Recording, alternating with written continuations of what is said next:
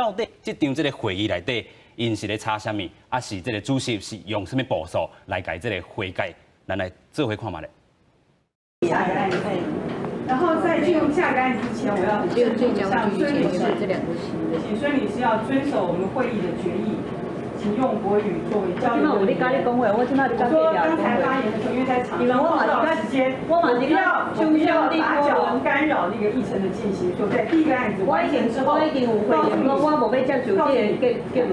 果这样子你要不接受你的回应是你的事情，那我就用主席的主持权，我就裁决说你不能发言，我不接受你的发言，要不发言不纳入会议记录。所有的发言我通通我已经要求这个案爱配合官，你向主会来讨论，请循正常的管道申诉这件事。我已经申诉但是在我已经申诉啊。你向谁申诉？我已经跟邓淑慧申诉啊。申诉会。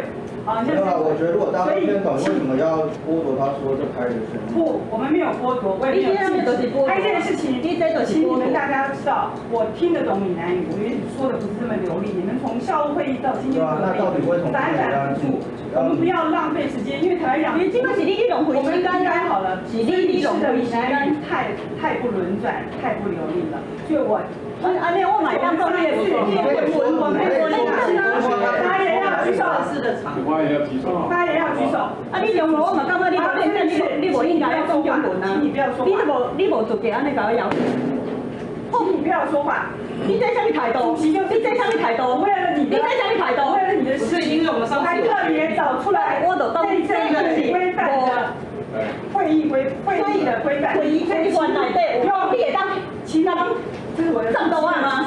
但我没有被战斗案是你的机关吗？没有错，战斗案是你的机关吗？你用，请你遵守。你会当定制的代志，这是你会当定制的代志。没有资格发言，这不是你会当决定的代志。我让你可以发言。我已经所有的发言，我已经清楚了。这嘛不是你会当机关。你用会议规则，你莫用你的手机闭口。请你遵守会议规则。没有可以会议发言的时候，请你不要说话，请你闭嘴。这不是你会当决定的代志。